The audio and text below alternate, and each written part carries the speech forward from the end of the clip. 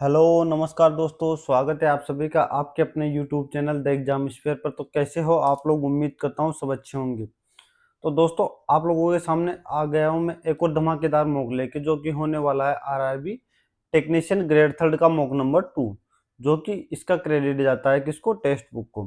देखो, आप लोगों के सामने कल एलपी की वैकेंसी आ चुकी है 11,200 कुछ। तो वैकेंसी आती रहेगी क्योंकि रेलवे ने नया कैलेंडर जारी कर दिया था। तो वो हर साल वैकेंसी लेने वाला है, तो आपकी वैकेंसी आती ही रहेगी। आप लोगों को अपनी तैयारी नहीं छोड़नी है। अगर आप कहीं भी फंस जाते हो, किसी भी एग्जाम में नहीं होता है, तो अगले एग्जाम के लिए प्रिपेयर रहो। आपकी मैथ रीजनिंग सब जीके सब सेम आनी है। तो क्यों भाई, क्यों दूसरे एग्जाम की तैयारी करना जब आपके सब सेम हैं? तो हर एक एग्जाम भरते रहो, ताकि आपका कहीं ना कहीं जो बेरोजगार है वो कहीं ना कहीं सेटल हो जाए। ठीक है, मैं आपके लिए पूरी कोशिश करूंगा कि आपको एक बेटर से बेटर चीज प्रोवाइड करा पाऊँ। तो मैं दूसरा मॉक लेके आ गया हूँ। तो आप लोग इस मॉक को देखिए। ठीक है, और अगर किसी को कोई दिक्कत आती है तो कमेंट बॉक्स में कमेंट करके पूछ सकता है कि भैया इस क्वेश्चन में ये दिक्कत है, मैं आपको उसका कमेंट में डिटेल सॉल्यूशन लिख दूंगा। बाकी आप लोग हमारे टेलीग्राम चैनल से नहीं जुड़े हो तो टेलीग्राम चैनल से भी जुड़ सकते हो। अगर किसी को किसी प्रकार की प्रॉब्लम आती है तो आप हमारे इंस्टाग्राम पर फॉलो करके हमसे बात भी कर सकते हो। ठीक है, तो चलो मॉक नंबर 2 शुरू करते हैं। ज़्यादा मैं आपका टाइम खराब करूंगा नहीं। एग्जाम टाइम रहता है तो बड़ा इंपॉर्टेंट रहता है। हिंदी में अपन देने वाले और डिक्लेरेशन और I am ready. Font size ठीक है या फिर और बड़ी की जाए? एक बार देखें, मैं और बड़ी करने का ट्राई करता हूँ। सो ठीक है, ज़्यादा बड़ी हो जाए, ज़्यादा बड़ा हो जाए। हाँ ठीक है, इतना बड़ा होना चाहिए। निम्नलिखित में से किसे साधारणतः हास्य गैस या लाफिंग गैस के रूप में जाना जाता है? बताओ, लाफिंग गैस किसे बोला जाता है? ये बोला जाता है नाइट्रस ऑक्साइड को, जिसको बोलते हैं N2O। यही होता है नाइट्रस ऑक्साइड का सूत्र। लाफिंग गैस इसे ही बोला जाता है। बड़ा इंपॉर्टेंट क्वेश्चन है, बहुत बार एग्जाम में पूछा जा चुका है। नेक्स्ट क्वेश्चन, दो स्तंभ दिए हुए, अपने को बताना है कि उनकी प्रजनन विधि से मिलान कीजिए। बताओ, शैवाल किससे बनता है? बताओ भाई, शैवाल किससे बनता है? सब लोगों को पता है, शैवाल एक विखंडन से बनता है। इंग्लिश में भी आप लोग देख लीजिए, फ्रेगमेंटेशन से। ठीक है, सब लोगों को पता है। तो ये इनकी ए का क्या होगा? 2 होगा। इनकी ये आंसर नहीं हो सकता, ये आंसर नहीं हो सकता, इन दोनों में से एक होगा। बी, फफूंद कहां से आती है भाई? फफूंद, सब लोगों को फफूंद बीजाणु निर्माण करता है जब फफूंद बनती है। अब अगर आपको बी 1 से आ गया तो ये नहीं हो सकता, आपका आंसर डी हो जाएगा। अब आप लोग देखो, आप लोगों को बाकी चीजें पता नहीं है, तब भी डहेलिया क्या है नहीं पता, तब भी आप लोग सीधा अंदाजा लगा सकते हो कि डहेलिया ये होगा और कैक्टस ये होगा। ठीक है, तो आप लोगों को आंसर मिला, आप लोग आगे बढ़ जाओगे, ज्यादा सोचोगे नहीं। आपको जो चीज आती है उसी के ऊपर ध्यान देना है। जमीन से 5 मीटर ऊपर रखी 50 किलो की वस्तु की गुरुत्वाकर्षण स्थिति ऊर्जा की गणना करें। बताओ, आपको स्थिति ऊर्जा का फॉर्मूला पता है? m इंटू जी इंटू एच। एम कितना दे रखा है? बताओ, एम दे रखा है, देखो एम का मतलब मास यानी कि द्रव्यमान, 50 kg। एक जी गुरुत्वाकर्षण था, ये देखो 9.8 दे रखा है। और अपने को क्या दे रखा है? एच, ये देखो 5 मीटर। अब बस इसको मल्टीप्लाई करना है, 50 इंटू 98 यानी कि ये कितना हो जाएगा? 490। 490 इंटू 5, 445 और जीरो, यानी कि 2450 आंसर हो जाएगा, 2450 जूल। तो मेरा आंसर क्या हो जाएगा? ए। नेक्स्ट क्वेश्चन, निम्नलिखित में से कौन एक पादप हार्मोन है? बताओ, मैंने हजारों बार बताया क्वेश्चन की, पादप हार्मोन कौन सा है? यह है जिब्रेलिन। कौन सा? जिब्रेलिन।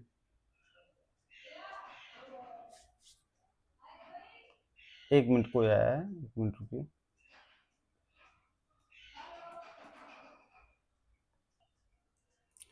तो नेक्स्ट क्वेश्चन देखते हैं। एक धनराशि वार्षिक देय चक्रवर्ती ब्याज पर निवेश की जाती है क्रमागत 2 वर्षों में।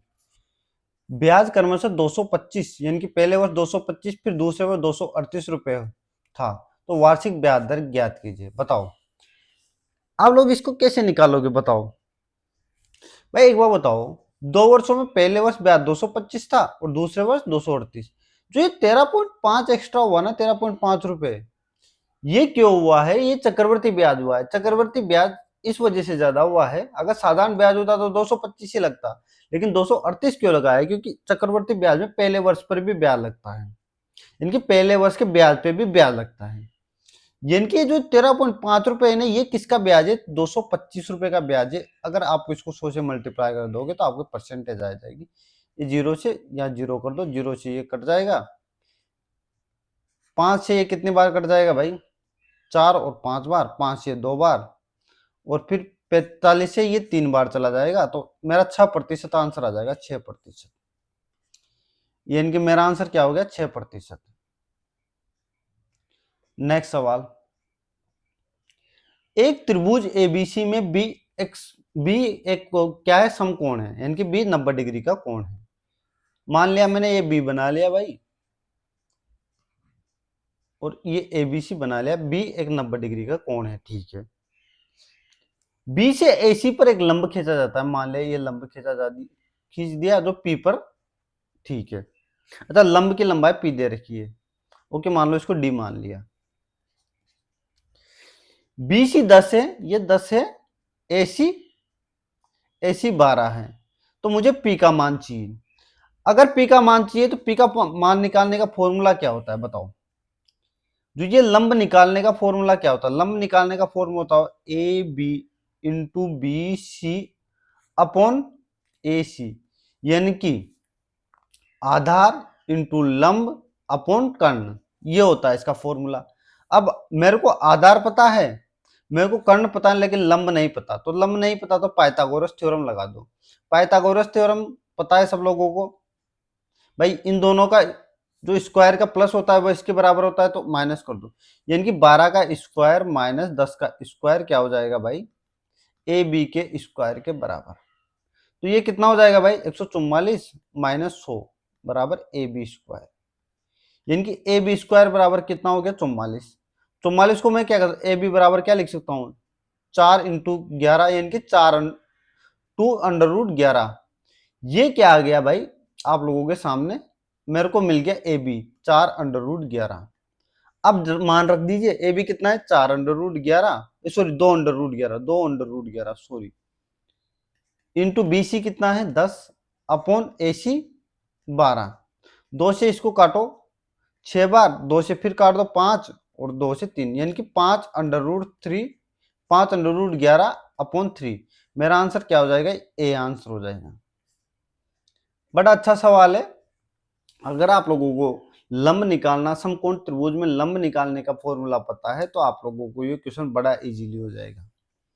बाकी नहीं भी पता है तो आप लोग नोट कर लीजिएगा इसको। निम्नलिखित में से कौन सा स्थितिज ऊर्जा का एक उदाहरण नहीं है? बताओ। पहले ये बताओ, स्थितिज ऊर्जा क्या होती है? किसी वस्तु की स्थिति या आकार में परिवर्तन के कारण जो प्राप्त ऊर्जा होती है उसे स्थितिज ऊर्जा क्या बोली जाती है? समझ में आया? नहीं समझ आया? दोबारा बोलता हूं। मैं बोलता हूं कि किसी वस्तु की स्थिति या आकार में जो परिवर्तन होता है, किसके कारण? मतलब परिवर्तन के कारण। दोबारा, किसी वस्तु की स्थिति या आकार में परिवर्तन के कारण जो ऊर्जा प्राप्त होती है उसे स्थितिज ऊर्जा बोला जाता है, ठीक है।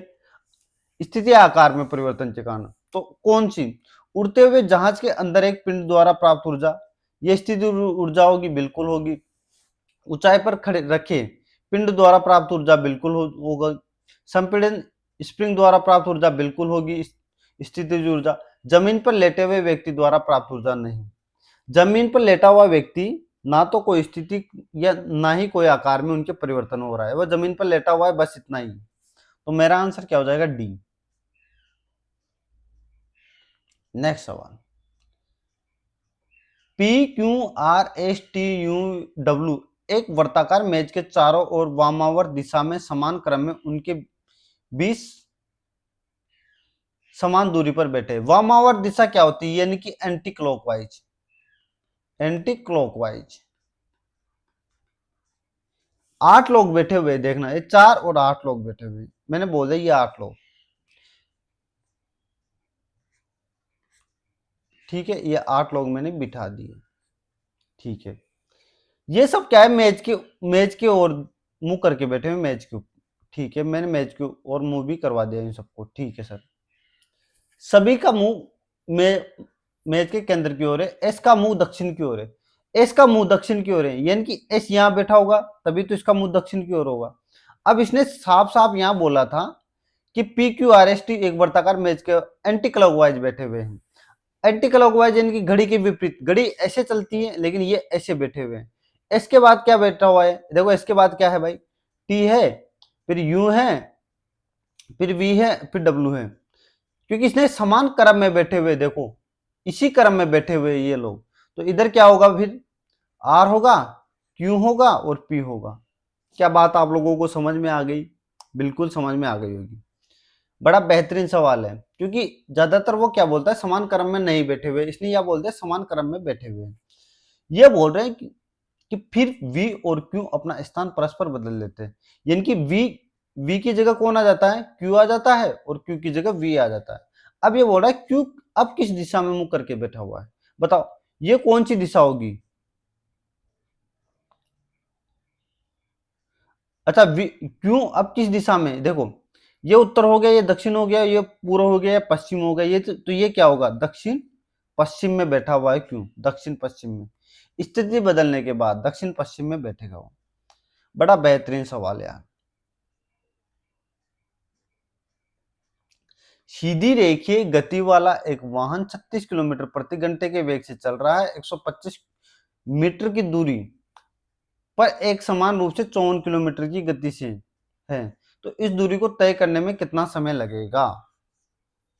देखो पहली बात तो 1 किलोमीटर है, तो इसको मीटर प्रति सेकंड में बदल दो, क्योंकि टाइम अपने को सेकंड में दे रखा है, तो 36 को अगर बदलोगे तो 5 × 5/18 करना पड़ेगा, तो ये 10 मीटर प्रति सेकंड आ जाएगा। ये क्या है, वाहन की वेग, यानी कि देखो एक वाहन वेग से चल रहा है, यानी कि ये प्रारंभिक वेग है, यानी कि यू बराबर कितना आ गया, यू बराबर 10 मीटर प्रति सेकंड। उसी तरीके से समान रूप से गति करता है, तो ये क्या आ जाएगा बताओ, ये v आ जाएगा। अब 54 को लिख दो, 54 इंटू 5/18, यानी कि ये कितना हो गया, 15 मीटर प्रति सेकंड। क्या ये बात सबको समझ में आ गई? बिल्कुल सर समझ में आ गई, क्योंकि हमें आज सेकंड में दिया हुआ था, तो हमने सबको मीटर और सेकंड में बदल लिया। अब ये दूरी है, तो ये दूरी क्या है, ये s बराबर है, s बराबर 125 मीटर है, ठीक है सर। अब मुझे टाइम निकालना है। देखो गति का एक समीकरण होती है, आप लोगों को पता हो, गति की पहली समीकरण v बराबर u प्लस ए टी। तो देखो मुझे v दे रखा है 15 और u भी दे रखा है 10, प्लस a मुझे मालूम नहीं है, तो A T, a into T. अब a निकालना पड़ेगा, a कहां से निकालोगे बताओ, मुझे u दे रखा है, s दे रखा है, v दे रखा है, तो गति की एक और समीकरण होती है, दूसरी समीकरण v square minus you square बराबर 2as, ठीक है। अब यहां से आप लोग a निकाल सकते हो, क्योंकि देखो v कितना है, 15 का स्क्वायर माइनस 10 का स्क्वायर बराबर 2a इंटू एस कितना है, 125, तो ये 225 माइनस 100 बराबर 2a 100 इंटू 125, तो ये 125 हो जाएगा, बराबर 2a इंटू 125, 125 से 125, तो a बराबर 1/2, यानी कि a बराबर मुझे क्या मिल गया, 1/2 मिल गया, यानी कि एक की जगह में क्या रखता हूं, 1/2 इंटू टी। अब रख दो भाई, आप सोल्व कर दो, 15 माइनस 10 5 आ गया, बराबर 1/2 इंटू टी, तो ये इधर चला जाएगा, तो टी बराबर 10 सेंटीमीटर आंसर हो जाएगा आपका, सॉरी 10 सेकंड, 10 सेकंड। बड़ा बेहतरीन सवाल था भाई, मतलब कह सकते एक नंबर सवाल। आपको दो फॉर्मूले गति के दो समीकरण आनी चाहिए इसको सोल्व करने के लिए। नेक्स्ट क्वेश्चन, कुछ कैंडिडेट एक पंक्ति में खड़े हैं, रजत दाएं से 9वें स्थान पर और मोहित बाएं से 10वें स्थान पर है। उनके स्थान बदलने पर रजत दाएं से 15वें स्थान पर आ जाता है और बाएं से मोहित का स्थान क्या होगा। देखो, अगर मुझे इसमें टोटल लड़के ज्ञात करने होते, देखो तो पहले तो मैं आपको फॉर्मूले से बता देता हूं उसके बाद, लेकिन मैं कहता हूं कि पहले एक काम करो, फॉर्मूले से मत करो इसको, आप पहले बेसिक से सोल्व करो। रजत दाएं से दाएं इधर होगा तो रजत कहां है, यहां दाएं से रजत, दाएं से इसका स्थान कौन सा, 9वां। अब मोहित बाएं से 10वां है, मोहित मान लो यहां है और मोहित कौन सा है भाई, 10वां। ठीक है, उनके स्थान बदल दिए जाते हैं, रजत इधर आ जाता है, मोहित इधर आ जाता है। तो अभी रजत इधर आ गया ना, तो ये 15वां स्थान हो जाता है, दाएं से 15वां स्थान हो जाता है, यानी कि यहां 15 स्थान आ गया, 15 हो गया। यानी कि इनके बीच कौन लोग हो गए, 9 तो यहां थे, 10 11 12 13 14 और ये 15, यानी कि 4 5 लोग इनके बीच बैठे हैं। अगर इसने, अब देखो, इसने अगर टोटल लोग पूछे होते तो कितने हो जाते इस लाइन में, 10 और 15, यानी कि 15 + 10 - 1 कितने हो जाते हैं, 24 लोग हो जाते हैं। अगर ये फॉर्मूले से, और आपको वैसे गिनना है अगर बेसिक से, 10 ये लोग, 4 ये लोग और ये 9 ये लोग, सॉरी 5 ये लोग, 10 15 और ये 9, 24 लोग टोटल हो जाते हैं। इसने टोटल नहीं पूछा, लेकिन ये कह रहा है कि 22 से मोहित का स्थान क्या होगा।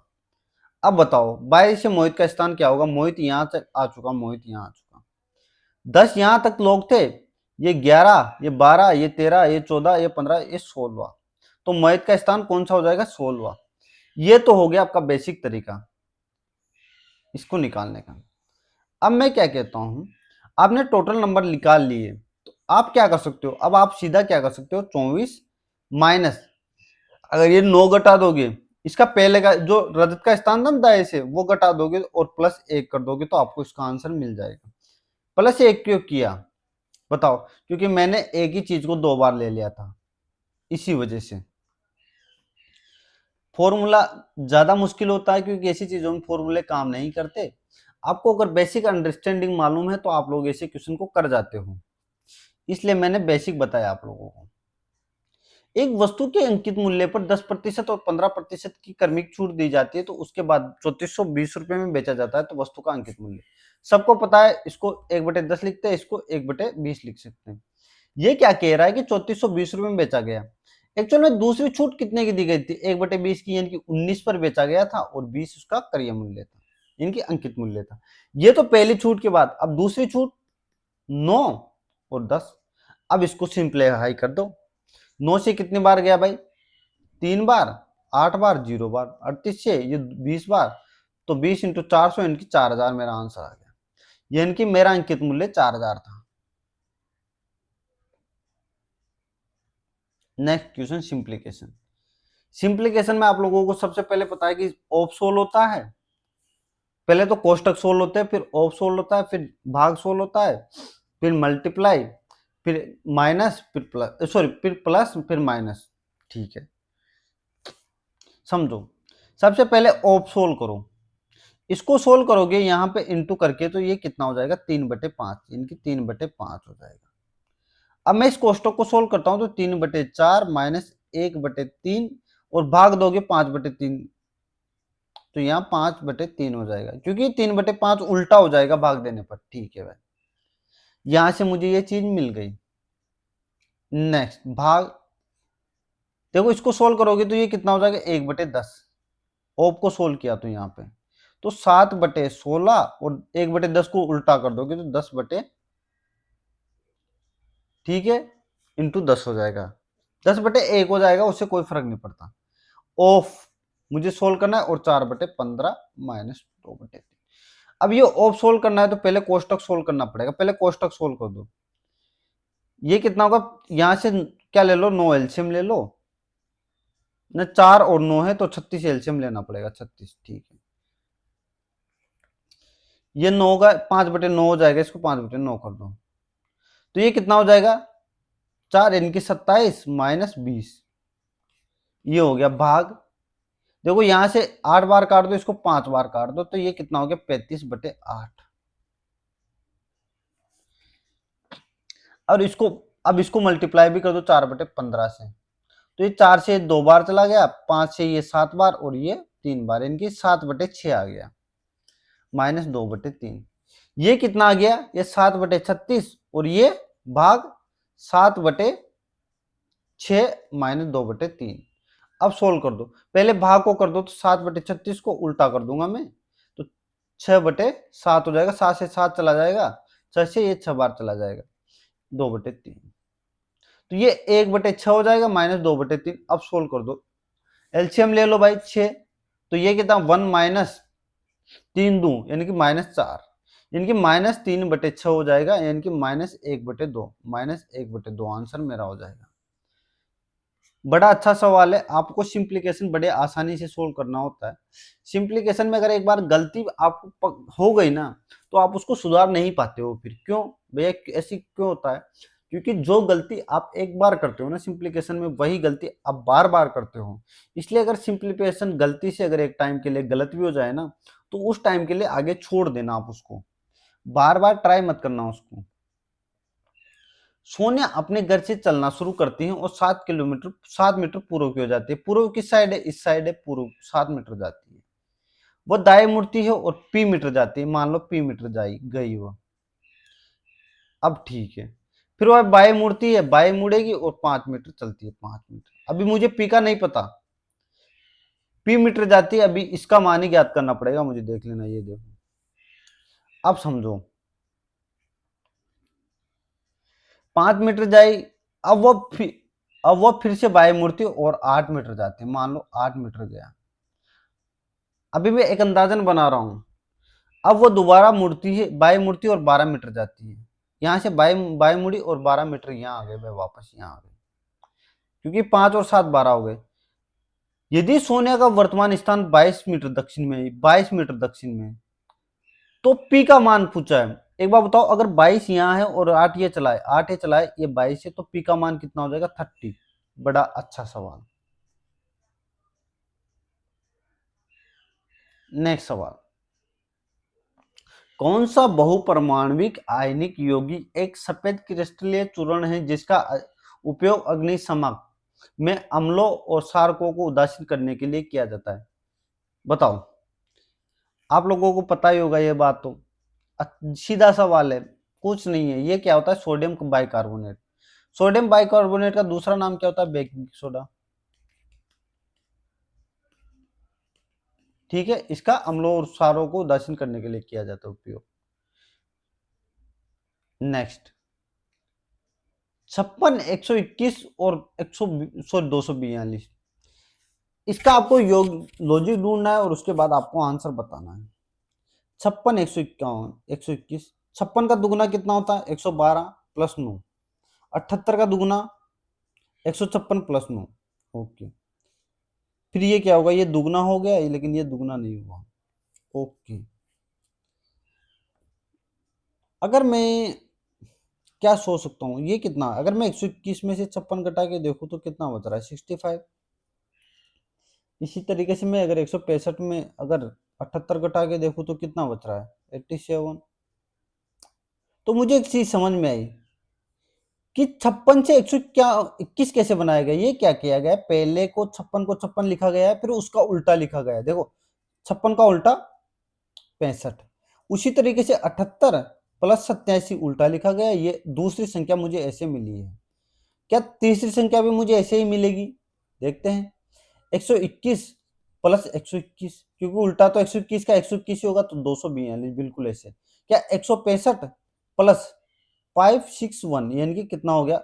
6 और 6 6 12 और 7 रेखा 2 7, सॉरी 6 5 और 1 6 और 1 7, यानी कि 726। 726 यानी कि बिल्कुल परफेक्ट लॉजिक है। तो अब देखो, 28 प्लस 82 110। 110 का अगर मैं उल्टा करूंगा तो 110 प्लस 11 200, 121 होना चाहिए था, 220 है। 36 और 63 99 होता है, और 99 और 99 198, अनुमति नहीं है। ओके, तो यानी कि ये तो होगा, ये भी होगा, क्योंकि 88 का कोई फर्क नहीं पड़ता, और ये 62 और 26 98 और 98 और 89 187, यानी कि ये तीनों ऑप्शन तो आपके इस लॉजिक को फॉलो करते हैं, लेकिन ये फॉलो नहीं करता। तो मेरा आंसर क्या हो जाएगा? एक मिनट एक मिनट एक मिनट एक मिनट एक मिनट, 88 88 166 थोड़ी होता है, गड़बड़ कर दिया ना। 176 होता है, यानी कि ये भी नहीं होगा। तो 98 और 89 कितना हो जाएगा? 7 18 17 17 62 प्लस 26 तो 88 होता है यार। तो ये भी नहीं होगा, तो मेरा आंसर बी हो जाएगा भाई, बी। सॉरी सॉरी सॉरी, बड़ा बेहतरीन सवाल था भाई, 3 मिनट लगे, लेकिन अच्छा लॉजिक बड़ा बेहतरीन था। और देखो मैं भी मिस्टेक कर गया, छोटी छोटी मिस्टेक मत करना, मैं 62 प्लस 26 98 कर गया था। कभी कभी एग्जाम में हो जाती है गलतियां, इन्हीं गलतियों से आप लोगों को बचना है। सभी फूल पेड़ है, ये क्या बोल रहा है? सभी फूल है ना, वो पेड़ है, ये बोला है। सभी शाखाएं पत्तियां हैं, अभी शाखाओं के बारे में नहीं पता। कोई भी फूल पत्तियां नहीं है, इनकी पत्तियां नहीं है भाई, कोई भी फूल। और सभी शाखाएं पत्तियां, इनकी इनके बीच शाखाएं होगी, शाखा। ठीक है, ये बोल रहा है कोई भी शाखा फूल नहीं है, कोई भी शाखा फूल नहीं है, बिल्कुल सही बात बोली है इसने, क्योंकि जो भी पत्तियों का हिस्सा आ गया वो कभी फूल हो ही नहीं सकता, और शाखाएं तो पत्तियों के अंदर है। और कोई पेड़ पत्तियां नहीं है, कोई भी पेड़ पत्तियां नहीं है, गलत बात बोली है, क्योंकि हो सकता है ये हिस्सा ऐसे बनाया गया होता। तो ये बात बिल्कुल गलत है, इनकी मेरा पहला अनुसरण करेगा ओनली वन। नेक्स्ट, मस्तिष्क का वो भाग जिससे मेरुरज्जु की उत्पत्ति होती है, उसे क्या कहा जाता है? बताओ भाई। मैंने ये सवाल तो हजारों बार बता चुका हूं मैं, अगर मेरे हजारों बार तो का मतलब मेरे 70 80 वीडियो होंगी, उनमें से मैं 30 से 40 बार ये सवाल बता चुका हूँ। मस्तिष्क का वो भाग जिसे मेरुरज्जु की उत्पत्ति होती है, उसे मेडुला ऑब्लोगेंटा कहते हैं। समबाहु त्रिभुज का क्षेत्रफल दे रखा है और परिमाप अपने को ज्ञात करना है। समबाहु त्रिभुज का परिमाप कैसे निकालते हैं? क्योंकि समबाहु त्रिभुज का मतलब है तीनों भुजाएं बराबर होनी चाहिए, इनकी परिमाप 3a होगा, 3a। बिल्कुल। अब a निकालना है। समबाहु त्रिभुज के क्षेत्रफल का फॉर्मूला क्या होता है? √3/4a²। इसका मान दे रखा है 25 √3 अपने को दे रखा है। √3 से √3 तो a² बराबर 25 इंटू 4 यानी कि 100, तो a बराबर 10 हो जाएगा। ठीक है, अब परिमाप कितना हो जाएगा? 3 इंटू 10, बस खत्म। नेक्स्ट, ए 1500 के 60% से 40% कम है, तो ए का मान देखो, ये क्या बोल रहा है? ए है ना 1500 के 60%, ओके 1500, 1600 क्यों लिख रहा हूं बार बार में यार? 1500 के 60%, 60% कितना होता है भाई? 0000 900 से 40% कम है, समझो। तो ए का मान देखो,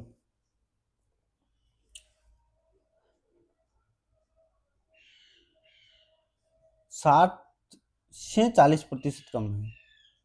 एक मिनट इंग्लिश में करने दो यार, क्या कहना चाह रहा है? ए लेस 40% लेस देन 60% ऑफ।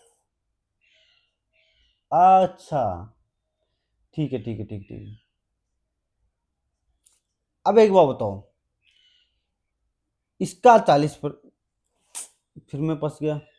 40% कम का मतलब क्या है? यानी कि ये बोल रहा है कि अगर ये 900 है तो इससे 40% कम है, यानी कि 60% है, 60%, यानी कि 900 का 60% है ए, यानी कि 540 होगा, 540। इसका आंसर क्या हो जाएगा? सी। बड़ा बेहतरीन सवाल। देखो एक बार फिर समझने की कोशिश करो इसको, ये क्या बोल रहा है, क्योंकि अच्छी लैंग्वेज है इसकी। 1500 के 60% से 40% कम, यानी कि जो भी 1500 का 60% होगा ना, उससे 40% कम है। यानी कि 900 से 40% कम का मतलब अगर 40% कम है तो मेरा 60% आंसर होगा। तो मेरा आंसर क्या हो जाएगा? 900, सॉरी 540। नेक्स्ट सवाल, निम्नलिखित में से कौन विभोज्य तक की विशेषता नहीं है? बताओ।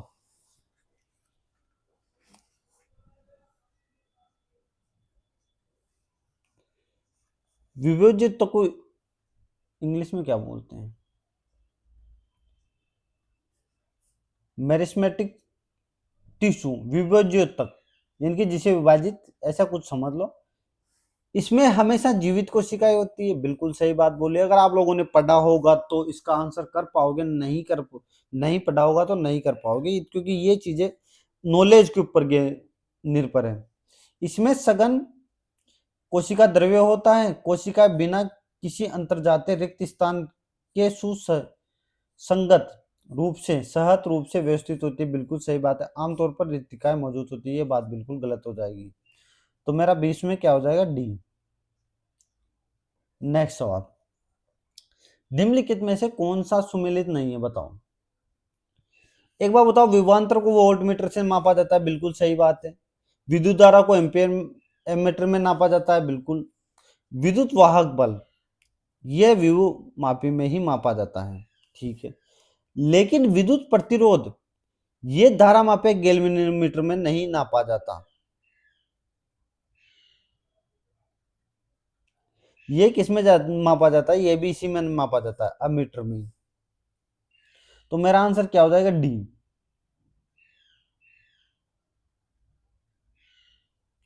अच्छा, गैल्वेनोमीटर में क्या नापा जाता है? बताओ। ए सॉरी, उल्टा बोल देगा। विद्युत धारा, विद्युत धारा ही किसमें नापी जाती है? गैल्वेनोमीटर में।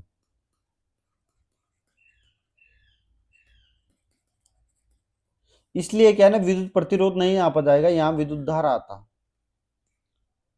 तब मेरा ये सही होता। तो मेरा आंसर क्या हो जाएगा? गलत, डी। गलत पूछा इसने। नेक्स्ट, एक निश्चित कोड भाषा में यदि मोल नुक शुड का अर्थ दोगे, तो मुझे बार्किंग का कोड पूछा है। बार्किंग, बार्किंग ढूंढो। बार्किंग कहाँ है भाई? बार्किंग ये रहा। अगर मुझे डॉग या आर का कोड मिल जाए, देखो डॉग्स और आर का कोड, डॉग्स और आर का कोड, सबसे पहले मुझे डॉग्स और आर का कोड चाहिए। तो डॉग्स और आर यहाँ है, डॉग्स और आर यहाँ है, तो मुझे ये नुक, ये नुक, ये शुड, तो मोल बच गया। मोल मेरा आंसर हो जाएगा। बिल्कुल इजी सवाल। नेक्स्ट सवाल, ये बोल रहा है जिस प्रकार दूसरा पद पहले से संबंधित है, उसी प्रकार छठा पद पांचवें से संबंधित है। ओके, तो मुझे तीसरे चौथे, इस स्टेट को इसने ऐसे बनाया। मुझे देखने से एक चीज समझ में आ गई कि ये स्टार्टिंग के दो वर्ड है ना, स्टार्टिंग के दो वर्ड, इनको बदल दिया इसने, एन आई कर दिया, और फिर एस टी ई को ऐसे कैसे रख दिया, फिर डी ए को वापस लिख दिया। तो ये ऐसे बन गया। इसी तरीके से देखो, यहाँ भी आई एल कर दिया, फिर बी ई आर को ऐसे लिख दिया, फिर एल ए कर दिया। यानी कि पहले और लास्ट के दो वर्ड को इसने बदल दिया, यानी कि आमने सामने बदल दिया, बाकी को सेम लिख दिया। आई उसी तरीके से इसमें भी पहले और दूसरे वर्ड को बदल दो, यू और जे, फिर एस टी आई और E C, U J S, U J S. तो मेरा आंसर क्या हो जाएगा? बी। नेक्स्ट सवाल, कार्बन रासायनिक विज्ञान में किस गुणात्मक विधि का उपयोग असंतृप्त कार्बन कार्बन बंधन जैसे कि एल्किन या एल्काइन के परीक्षण के लिए किया जाता है, लेकिन सुगंधित कार्बन कार्बन बंधन के लिए नहीं? बताओ, ये कौन सा परीक्षण होता है? ये होता है बायर का परीक्षण। किसका? बायर का परीक्षण। नेक्स्ट सवाल, निम्नलिखित में से निम्नलिखित श्रृंखला में ऐसे कितने प्रतीक है जिनमें से प्रत्येक से ठीक पहले एक अक्षर लेकिन उसके बाद एक संख्या नहीं है? प्रतीक ढूंढना है, उनसे पहले एक अक्षर होना चाहिए और बाद में एक संख्या नहीं होनी चाहिए। प्रतीक है, प्रतीक है, पहले अक्षर नहीं है, संख्या है, तो ये नहीं होगा। प्रतीक है, पहले संख्या, ये भी नहीं होगा। प्रतीक है, बिल्कुल इसके पहले एक अक्षर है, यानी कि एक अल्फाबेट है, बाद में भी एक अल्फाबेट है, इनकी एक संख्या नहीं है, तो एक तो ये हो गया, प्रतीक संख्याएं तो ये नहीं होगा, प्रतीक संख्याएं नहीं होगा, प्रतीक संख्याएं नहीं होगा, तो प्रतीक फिर अल्फाबेट, फिर अल्फाबेट एक ये हो जाएगा। प्रतीक अल्फाबेट है लेकिन बाद में एक संख्या है, बाद में ये नहीं होगा। इनके दो आंसर हो गए मेरे, दो।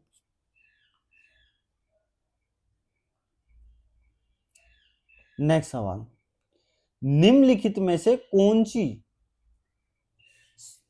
1.8, 0.36 और 0.9 का HCF ज्ञात है। HCF क्या होता है? Highest common factor.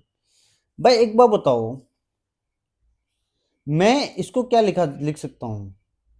0.18 इंटू 6 लिख सकता हूं इसको, बिल्कुल सर। इसको 0.18 इंटू 2 लिख सकता हूं, इसको 0.18 इंटू 5 लिख सकता हूं। तो इसको मल्टीप्लाई कर 1.08 हो जाएगा, और इसको करोगे तो 0.36 हो जाएगा, और इसको करोगे 0.9 हो जाएगा। इनमें एलसीएम सॉरी एचसीएफ क्या है? एचसीएफ एक ही है, देखो 0.18, 0.18 मेरा आंसर हो जाएगा। बड़ा इजी सवाल। नेक्स्ट, अगर आपको इसको ऐसे नहीं करना तो एक तरीके से ऐसे भी कर सकते थे, संख्याओं को 108/100 भी कर सकते थे, और इसको 36/100 भी कर सकते थे, और इसको 9/10 भी कर सकते थे। अब इसमें फिर आप लोगों को वही था कि ऊपर एलसीएम लेते और नीचे एचसीएफ लेते। एचसीएफ ज्ञात करना था तो ऊपर एचसीएफ लेना पड़ता और नीचे एलसीएम लेना पड़ता। तो आप अगर आप इस तरीके से भी करते तो पता, ऊपर वाली संख्याओं का क्या लेते? एचसीएफ, और नीचे वाले का एलसीएम। तो 100 का एलसीएम 100 ही होता, और इनका एचसीएफ वही हो जाता 18। तो कितना हो जाता? ये भी 0.18 हो जाता। ऐसे भी आप लोग कर सकते थे, दोनों तरीके से, जो भी आपको अच्छा लगे कैसे कर सकते। नेक्स्ट, यदि P plus Q plus R का 85 है, और इसका एक बार बताओ, P Q का अनुपात 1:2 है, और Q और R का अनुपात 3:4 है। सॉरी R 4 है। देखो यहाँ एक का क्यू का रेशो 2 दे रखा है, और यहाँ 3 दे रखा है। तो इसको अब एक बार बताओ, दो चीज, एक ही इंसान दो बार अलग अलग तो नहीं हो सकता। तो इसको आप लोग क्या कर सकते हो? सेम बना दो। तो ये 2 से मल्टीप्लाई, ये 3 से मल्टीप्लाई, मेरा रेशो क्या हो जाएगा? 3:6:8। इनका मान कितना देगा? 85। ये कितना होगा? 9 8 17, 17 का मान अपने को 85 दे रखा है, 5 गुणा, तो अपने को R का मान पूछा है, तो 8 का मान 40। नेक्स्ट सवाल, निम्नलिखित में से किस सेल ऑर्गेनिक में हाइड्रोलाइटिक एंजाइम होते हैं? बताओ। अच्छा सवाल है, फैक्ट बेस्ड क्वेश्चन है। अगर आपको आता है तो अच्छी बात है, नहीं आता है तो याद रखना, ये लाइसोसोम में होता है। शॉर्ट सर्किट में करंट क्या होता है? एक बार तो शॉर्ट सर्किट में करंट क्या होता है? भारी होता है, भारी वर्दी। एक बार बताओ, करंट में एक चीज समझो, शॉर्ट सर्किट होता कब है? जब करंट बहुत ज्यादा ओवरफ्लो करने लग जाता है, इनकी बहुत ज्यादा वृद्धि हो जाती है। आपकी लाइट में शॉर्ट सर्किट तभी तो होता है ना। तो ये तो बहुत इजी सवाल है, इसको तो सभी लोग कर लेंगे लगभग।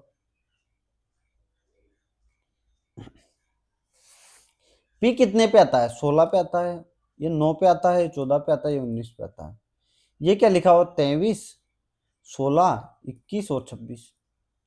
इसको ऐसे लिखा गया है पिन को। ये +7 है, ये +7 है, ये +7 है, ये +7 है। तो यानी कि ये भी +7 होंगे। तो इसका टी 20 पे आता है तो 27 होगा, 18 पे आर आता है तो +7 कितना होगा? 25, 9 पे +7 16, और ये 13, इनके +7 20, 27 20 16 20, 27 20 16 20, 16 20 16 20, ये रहा 27 25 16 20, 27 25 16 20। तो मेरा आंसर ए हो जाएगा। नेक्स्ट सवाल, ट्रिटियम, ट्रिटियम इंग्लिश में पढ़ो, इसको हिंदी में अजीब पढ़ने। Tritium is a isotope of which of the following? इनकी ट्रिटियम किसका समस्थानिक है? बताओ, सबको पता है किसका है भाई? हाइड्रोजन के। हाइड्रोजन के 3 समस्थानिक होते हैं, मैं आप लोगों को बता दूं कौन कौन से। प्रोटियम, ड्यूटेरियम और एक है ट्रिटेरियम, ट्रिटियम, जो भी आप पढ़ना चाहो। ये 3 समस्थानिक किसके होते हैं? हाइड्रोजन के, याद रख लेना। याद है अच्छी बात है, नहीं याद है तो लिख रख लेना। जठर ग्रंथियों द्वारा स्त्रावित हाइड्रोक्लोरिक अम्ल यानी कि HCl की बात कर रहा है। निम्नलिखित में से किस एंजाइम की क्रिया को सुगम बनाता है? बताओ। यह बनाता है पेप्सिन की। ये सब फैक्ट बेस्ड क्वेश्चन है, इसमें समझाने वाली कोई चीज है ही नहीं। जिंक प्लस सल्फ्यूरिक अम्ल बराबर जिंक सल्फेट, भाई जिंक ये है, सल्फ्यूरिक अम्ल H2SO4 है और जिंक सल्फेट ZnSO4। तो अब क्या मिलेगा मुझे बताओ? SO4 मिल चुका, Zn मिल चुका, तो मुझे क्या मिलेगा? H2 मिलेगा। H2 भाई H2 ही तो मिलेगा। तो H2 क्या होता है? हाइड्रोजन, हाइड्रोजन मिलेगा। भाई Zn आ चुका, H2SO4 SO4 आ चुका, ये देखो यहाँ, और H2 बच गया, H2 मिलेगा हाइड्रोजन। ये एक द्विविस्ताप, कौन सी विस्ताप अभिक्रिया है बताओ? ये एक दोहरी प्रतिस्थापन, ये एक दोहरी प्रतिस्थापन अभिक्रिया है। कौन सी? दोहरी प्रतिस्थापन, यानी कि द्विविस्थापन की बात कर रहा है। तो मेरा आंसर हाइड्रोजन हो जाएगी।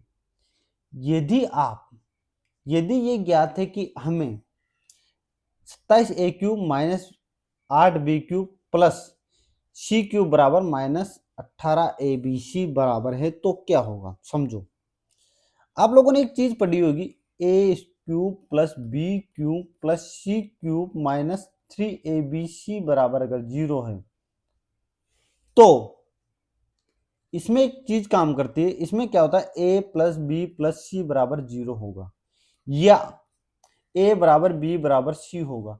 क्या सेम चीज ये नहीं है? अब देखो, A, मान लो A बराबर कितना हो जाएगा? मान लो A बराबर कितना हो जाएगा?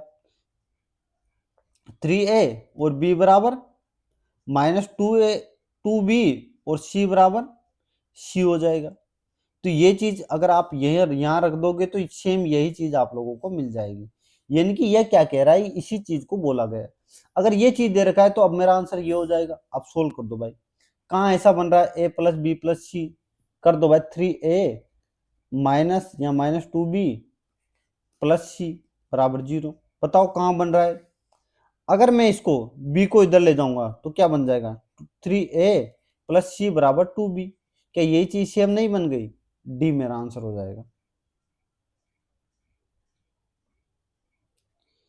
कोलाइड में कणों की आकार की प्रास किसके बीच होती है?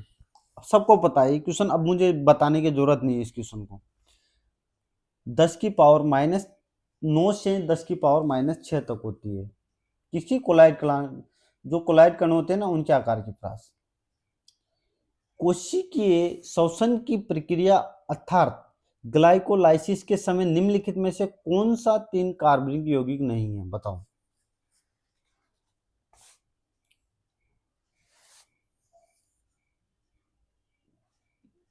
पायरुविक अम्ल होता है, इसको छोड़ दो यार, इसको छोड़ दो इसको, ये नहीं आएगा, बाद में देख लेंगे। निम्नलिखित में से कौन टॉस की विशेषता नहीं है? अब बताओ। टॉस में उच्च कठोरता होती है, बिल्कुल बात सही बोली गई है, उच्च कठोरता होती है। नियमित आकार होता है, टॉस का आकार नहीं बदलता, सही बात है। उच्च घनत्व होता है, क्या उच्च संपीड़ितता होती है? नहीं, क्योंकि उसको टॉस को दबाया नहीं जा सकता ना। तो नेक्स्ट क्वेश्चन, 9 14 इसकी लॉजिक ढूंढना है भाई। सबसे पहले ढूंढ दो फटाफट। 9 किसी स्क्वायर के पास है, 3 का स्क्वायर है, लेकिन ये किसी का स्क्वायर नहीं है, तो फिर फटाफट 5 20, ये 80।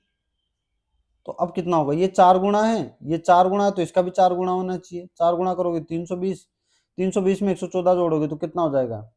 434। क्या 434 ऑप्शन में? ये रहा देखो। तो ये बढ़िया लॉजिक है, और ये लॉजिक पहले भी आ चुका है अपने बहुत मॉक में, तो इस वजह से इसमें दिक्कत नहीं आई। निम्नलिखित में से कौन सा कथन सही है? बताओ, कौन सा कथन सही है? किसी पिंड की दूरी शून्य हो सकती है परंतु विस्थापन शून्य नहीं हो सकता, यह बात बिल्कुल गलत है। किसी पिंड की गति शून्य हो सकती है लेकिन वेग शून्य नहीं हो सकता, यह भी गलत है।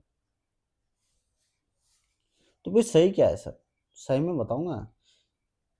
ए और बी वाले सारे ऑप्शन खत्म, इसमें बी है, ये खत्म, बी है खत्म, ए है खत्म, अब एक ही ऑप्शन बचा, तो यानी कि ये सही होगी।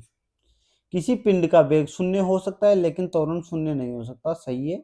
किसी पिंड का विस्थापन शून्य हो सकता है लेकिन वेग शून्य नहीं हो सकता, ये भी सही है। तो मेरा आंसर क्या हो जाएगा? सी वाला। नेक्स्ट सवाल, निम्नलिखित में से किसे हंसाने वाली गैस के रूप में जाना जाता है? अभी पहला क्वेश्चन यही आया था, नाइट्रस ऑक्साइड, लाफिंग गैस पूछा था, यहाँ हंसाने वाली पूछ लिया। दो समानांतर रेखाओं के एक तिर्यक रेखा के प्रतिच्छेद, ये क्या बोल रहा है? दो समानांतर रेखा है, एक तिर्यक रेखा है के प्रतिच्छेदन द्वारा उस तिर्यक रेखा के एक ही ओर, इसके एक ही ओर बने कोण, इसके एक ही ओर बने कोण, मान लो अल्फा और बीटा बन रहा है, दो कोण, अंतः कोणों का मान कितना है? x और 70 है। एक्चुअल में आपको लोगों को बता दूं, जो इनके बीच जो अंतः कोण बनते हैं ना, उनका अल्फा प्लस बीटा का मान कितना होता है? 180 डिग्री होता है।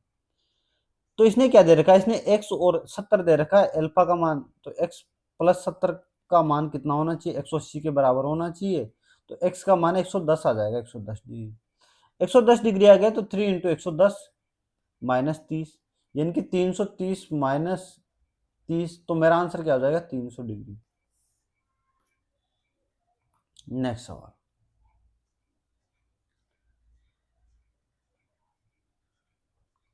ए बी सी डी तो ई वाला आएगा, जेड 26 पे, डब्लू 23, फिर 18 6, ये -3 -6, सॉरी -5, तो ये कितना हो जाएगा? -7। तो अब कितना होना चाहिए? -9 होना चाहिए, तो बी आएगा, बी। बी कहाँ है भाई? बी वाला होगा, बी वाला। तो ये रहा, एक ही ऑप्शन है।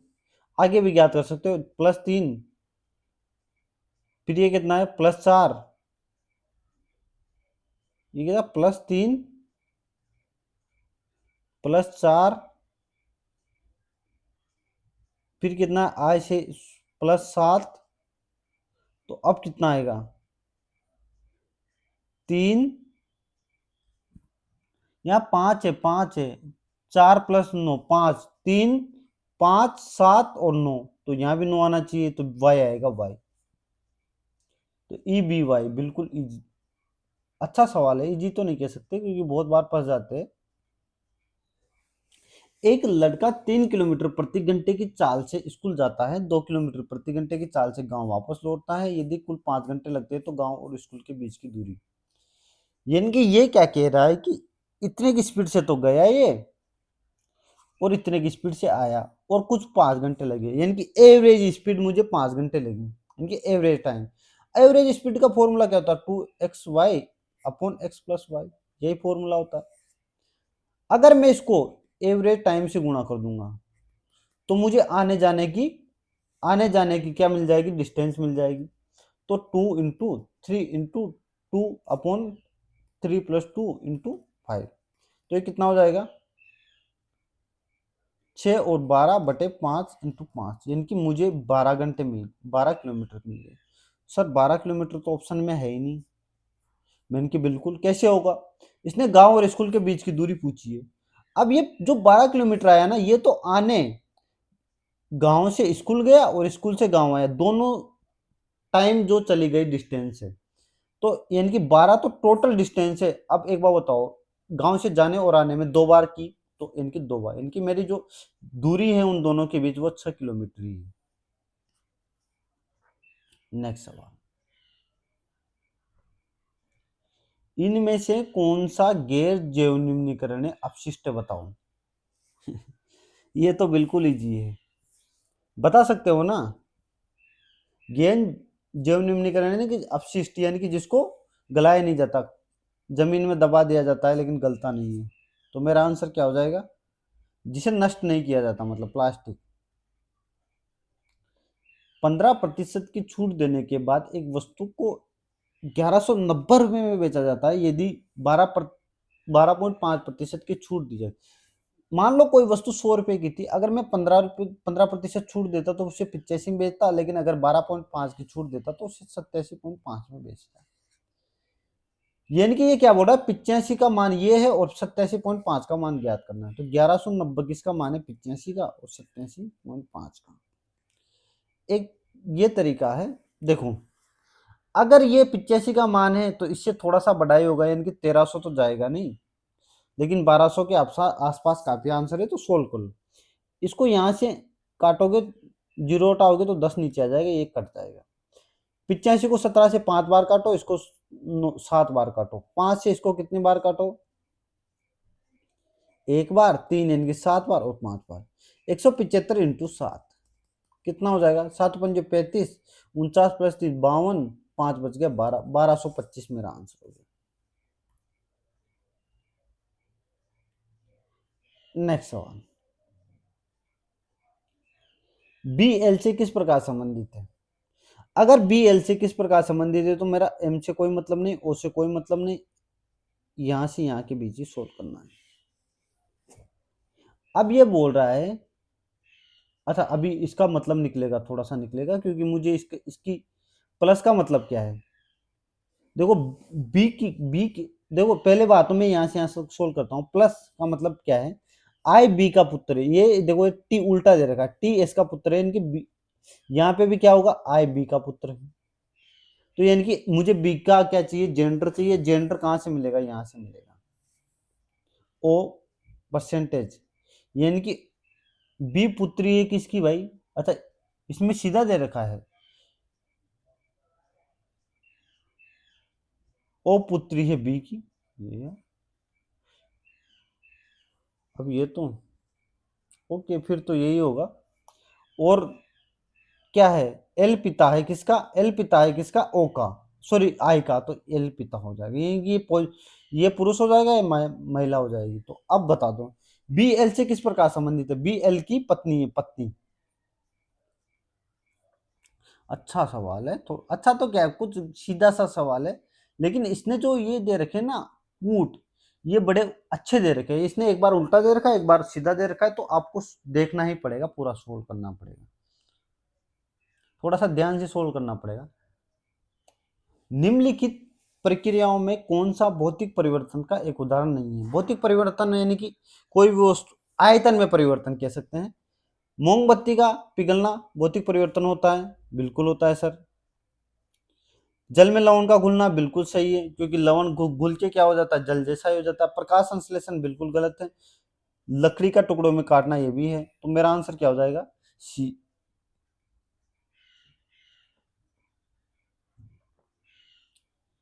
1975 में प्रदर्शित फिल्म, प्रसिद्ध फिल्म शोले के संगीत निर्देशक कौन थे। इसने निर्देशक नहीं पूछा, इसने पूछा संगीत निर्देशक। तो संगीत निर्देशक कौन थे, ये थे राहुल देव बर्मन। सर आपको कैसे पता, मैंने कि बिल्कुल हमें ऐसे पता है, क्योंकि क्वेश्चन बहुत बार आपके मॉक में आ चुका है। R D Varman.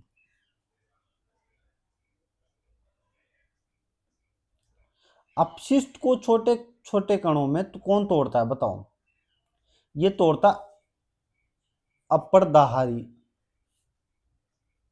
इंग्लिश में भी देख लीजिए क्या है इसका आंसर, डेट्रीवेटिव, डेट्रीविटी, डेट्रीटिवोरस।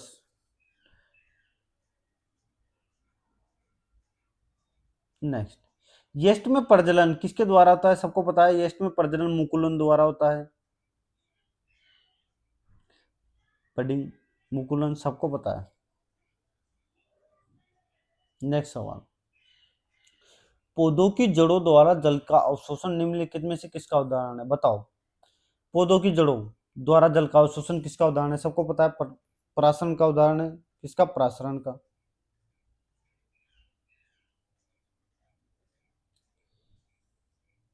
यदि 410 का 20%, 410 का 20% कितना होता है भाई, 410 का 20% को 1/5 लिख सकते हैं, बराबर किसके, 5/, 520 के 40% से x प्रतिशत कम है। 520 के 40%, इनके 2/5 से x कम है। x प्रतिशत, मैं अभी x मान लेता हूँ, प्रतिशत में मैं बाद में चेंज कर लूंगा, ठीक है। ये कितना हो जाएगा 82 बराबर, ये कितना हो जाएगा 5 से 104 बार तो 208, 208 माइनस x, तो x बराबर कितना हो जाएगा 208 माइनस 82 118 और 8 126, इनकी x का मान 126 आ गया। ये बोल रहा है कि x का मान प्रतिशत में बताना है मुझे। अब एक चीज बताओ, 520 के 40% से कितना प्रतिशत कम है, यानी कि 520 का 40% कितना था भाई, सब लोगों को पता है 2/5 कितना था, 208 था। इससे कितना, इससे कितना प्रतिशत कम है, 126 कम है, क्योंकि ये 82 है ना, x का 126 कम है, x का मान आ गया 126 कम है। 126 208 का कितना प्रतिशत होगा बताओ। अगर मैं इसका 50% करता हूं 208 का तो 104 होगा, इनके 104 से ऊपर होगा। और अगर 20.5 इनकी 20.5 जोड़ देता हूं तो 124 125 पॉइंट कुछ होगा। 60% 124 125 पॉइंट कुछ होगा, इनके 60% के आसपास आंसर होगा। देख लो, अगर आप ऐसे नहीं कर पाओ तो ऐसे भी कर सकते हो। एक काम करना, इसको 208 की जगह 200 ही मान लेना। 200 का लगभग 60% के आसपास होगा। 70 तो 140 हो जाता है। तो ऑप्शन भी देखा करो। तो मेरा आंसर क्या हो जाएगा, डी। एक वस्तु के क्रय मूल्य और वस्तु को बेचते समय लाभ का अनुपात 4:1। 4 मेरा क्रय मूल्य, 1 लाभ है, तो 100% में बदल दो 25%। बस बताओ, कोई दिक्कत। लाभ किस पे कैलकुलेट किया जाता है, सीपी पे, खत्म। जमे हुए कार्बन डाइऑक्साइड का दूसरा रूप क्या है बताओ। सबको पता है क्या है, शुष्क बर्फ।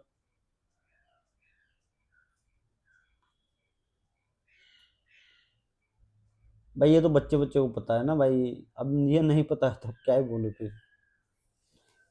11 ओम, 22 ओम, 33 ओम प्रतिरोध वाले 3 प्रतिरोधक 500 संयोजित हैं, इनका तुल्य प्रतिरोध ज्ञात कीजिए। 500 संयोजित का मतलब क्या है, समानांतर में है। तो समानांतर में प्रतिरोधकों का समतुल्य प्रतिरोध क्या होता है, निकालने का फॉर्मूला क्या होता है, 1/r बराबर 1/r1 plus 1/r2 plus 1/r3, ये होता है। ये R1 है, ये R2 है, ये R3 है। तो 1/r बराबर कितना हो जाएगा, 1/11 प्लस 1/22 1/33। एलसीएम ले लो, 66 ले लो, तो ये 6 प्लस 3 प्लस 2, तो ये कितना हो जाएगा 11/6, 66, तो 1/6 हो जाएगा। यानी कि 1/r बराबर 1/6, तो r का मान 6 हो जाएगा, 6 ओम।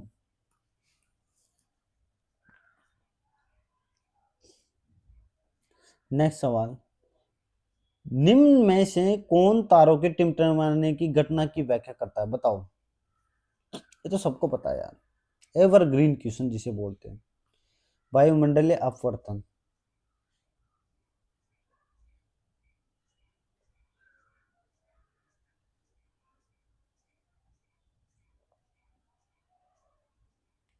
ये बोल रहा है कुछ फेसबुक व्हाट्सएप पे, मैं बोलूं कि कुछ फेसबुक है ना, फेसबुक, फेसबुक रे, कैसे लिखूं, फेसबुक इंग्लिश में लिख देता हूँ, व्हाट्सएप है व्हाट्सएप, और सभी मैसेंजर व्हाट्सएप है, यहाँ मैसेंजर लिख दूँ, बना देता हूँ, व्हाट्सएप के अंदर ही है। सभी व्हाट्सएप मैसेंजर है, सभी व्हाट्सएप मैसेंजर नहीं है, गलत बात है। कुछ फेसबुक मैसेंजर है, ये भी गलत बात है, क्योंकि फेसबुक और मैसेंजर के बारे में कुछ नहीं दिया गया। तो मेरा आंसर क्या हो जाएगा, न तो पहला अनुसरण करता है, न ही दूसरा अनुसरण करेगा। 4 अक्षर दिए गए हैं, जिनमें से 3 किसी न किसी प्रकार समान है, बताओ। ये 3 पे आता है, 9 पे आता है, ये 12 पे आता है, ये 7 पे आता है, ये 13 पे आता है, ये 18 पे आता है, ये 6, ये 12, ये 17, ये 20, ये 26 और ये 5, +6 +6 +6 +6 +3 +5 +5 +5, तो ये +3 ही, ये अलग हो जाएगा, खत्म, 58 में है। नेक्स्ट सवाल, सात क्रमागत सम संख्याओं का औसत 36 है। सबसे बड़ी और सबसे छोटी संख्याओं के बीच का अंतर ज्ञात कीजिए। अब देखो, एक तरीका है सोचने का। अगर आप इसको सोच पाओगे कैसे, कि छह क्रमागत संख्याएं होगी, सॉरी सात क्रमागत संख्याएं होगी, तो एक बार बताओ औसत n होगा, यानी कि मेरी वो संख्या कौन सी होगी, औसत 36 होगी। अब एक बार बताओ, तीन इधर होगी तीन इधर होगी, तो ये 38 हो जाएगी, ये 40 हो जाएगी और 42 हो जाएगी। इधर क्या हो जाएगा, 34, ये 32 और 30। ये क्या बोल रहा है, सबसे बड़ी और छोटी संख्या के बीच अंतर 12 का होगा, 12 का। सोच रहा होता, मैं क्या बोलता हूँ, जब भी विषम संख्याएं होगी तो उसमें हमेशा बीच वाली संख्या आपका एवरेज होती है। यानी कि अगर 7 है तो आपकी बीच वाली मिडिल टर्म कौन सी होती है, चौथी, चौथी आपकी एवरेज होगी। अगर सम होती, यानी कि 8 6 4 होता, तो आपकी जैसे 6 का तो तीसरी प्लस चौथी का एवरेज होता। तो यहाँ पे 36 से आप दो लगातार तीन इधर ले लोगे, सम संख्या तीन इधर ले लोगे, तो मेरा आंसर ये आ जाएगा। एक तरीका, ये सबसे बेस्ट तरीका है जिसको आप 5-10 सेकंड में उड़ा सकते हो वहां पे। ठीक है सर, इसके अलावा क्या तरीका हो सकता है, मैंने कि इसके अलावा तो फिर बेसिक है। एक संख्या x मानो, उससे बड़ी x+2 मानो, x+4 मानो, x+6 मानो, x+8 मानो, x+10 मानो। कितनी संख्या हो गए, तो x+12 मानो। तो यहां से भी आप लोग देख सकते हो कि सबसे बड़ी संख्या x है और ये x+12 है, तो इनके बीच में अंतर 12 ही होगा। यानी कि सबसे बड़ी संख्या की और सबसे छोटी संख्या के बीच 12 का अंतर आएगा। अगर आप लोग ऐसे नहीं करोगे तो फिर आपको ये इसका एवरेज ये आएगा, तो इसका मान 36 रखने पड़ेगा। 36 रखोगे तो x का मान 30 आ जाएगा, तो यहाँ 30 रखो और 30+12 42 हो गया। ऐसे भी कर सकते हो, आपके बहुत तरीके हैं करने के, लेकिन मैंने जो पहला पैटर्न बताया वो सबसे बेस्ट तरीका है। किसी वस्तु को आगे और पीछे या आगे पीछे की गति को क्या कहा जाता है, बताओ। कंपन कहा जाता है। क्या कहा जाता है, कंपन। नेक्स्ट, 42 और 56, बताओ। 42 को मैं 6 × 7 लिख सकता हूँ, इसको 7 × 8 लिख सकता हूँ, इसको 6 × 4 लिखना पड़ेगा। एक चीज देखी मैंने, ये किसी के स्क्वायर के पास नहीं है, छोड़ो इसको। अगर मैं 42 में 6 का भाग दे दूं तो मुझे 7 मिल रहा है, 7। यहाँ 8 का भाग दे दूं, 7 मिल रहा है। अगर देखो, अगर मैं यहाँ 6 का भाग दे दूं तो 4 मिल रहा है, तो मुझे यहाँ भी 4 का भाग देना पड़ेगा। इनकी ऐसी संख्या ढूंढो जिसमें 8 का भाग देने पर, एक संख्या 8 का भाग देने पर मुझे 4 मिल जाए, तो x बराबर 32 हो जाएगी। वो संख्या मेरी 32 हो जाएगी। देखो ऐसे सवाल बड़ा, देखो ऐसे सवालों में दिक्कत क्या आती है कि होते सीधे हैं, लेकिन जो पिक्स पैटर्न वाले सवाल है, इनकी पिक्स पैटर्न का मतलब जो पिक्स डिजिट, जैसे किसी से गुणा किया गया हो, एक टर्म पकड़ ली उन्होंने और उसको गुणा या मल्टीप्लाई कर दिया, ऐसे क्वेश्चन थोड़े से पकड़ना मुश्किल हो जाता है। तो थोड़ा सा इन क्वेश्चन का ध्यान रखना। एक संख्या में दो अंक मान लिया मैंने, दो अंक जिनका योग 8 है, 8 है, 8 है, 8 है, 8 है, तो तीनों संख्या हो सकती है। यदि उस संख्या में 18 जोड़ा जाए तो संख्या का उल्टा हो जाएगा, तो संख्या बराबर है। अब इसी क्वेश्चन को सोल्व मत कर लेना, आप क्या करोगे, आप वो संख्या मानोगे, पहले तो 10x+y वो संख्या मानोगे, फिर उन दोनों का योग यानी कि उन संख्याओं का योग 8 मानोगे, फिर उल्टा कितना हो जाएगा, 10y+x मानोगे। अब इनको बराबर करोगे, यानी कि 10x+y+18 बराबर 10y+x। इनको सोल्व करोगे, लेकिन ऐसे नहीं करना होता है इस क्वेश्चन को, ये आपका बेसिक तरीका है। आपने जब बोल दे दो अंकों का योग, पहले ऑप्शन उठाओ, दो अंकों का योग 8 8 है, सबका 8 है। किसमें 18 जोड़ूंगी उसका उल्टा हो जाए, इसमें 18 जोड़ूंगा तो कितना हो जाएगा, 44। क्या ये उल्टा होगा, नहीं होगा। इसमें 18 जोड़ूंगा तो 53 होगा, 35 का उल्टा 53 होता है, बिल्कुल सही है। इसमें 18 जोड़ूंगा तो 71 होगा, इसमें 18 जोड़ूंगा तो 70 होगा। ये भी इसका उल्टा नहीं हुआ, ये भी उल्टा नहीं हुआ, तो एक ही आंसर हो गया। बोलो कोई दिक्कत। एक वायुयान, एक वायुयान उत्तर की ओर 400 किलोमीटर प्रति घंटे के वेग से गतिशील है। देखो इस इसके पंखे जो एक दूसरे से 40 मीटर दूर है के बीच विभवांतर होगा, बताओ। अब विभवांतर निकालने का एक फॉर्मूला होता है आपको, ई बराबर क्या होता है, वी एल बी। तो v अपने को दे रखा है, b अपने को दे रखा है, अपने को l दे रखा है, l भी दे रखा है 40। अब अपने को v वेग 40 किलोमीटर, इसको पहले सबसे पहले मीटर प्रति सेकंड में बदलो। तो 400 इंटू 5/18 ये हो जाएगा। ठीक है सर। अब कुछ नहीं करना, बस इसमें आपको मान रख देना है। मान रख दो भाई, v 400 इंटू 5/18, l कितना है भाई 40, और ये कितना है 0.36 इंटू 10⁻⁻4। ये -4 है तो नीचे ले आओ सबसे पहले तो इसको 400 इंटू 5/18 इंटू 40, इसको क्या लिख सकते हो, 36/100 लिख सकते हो, बिल्कुल सर।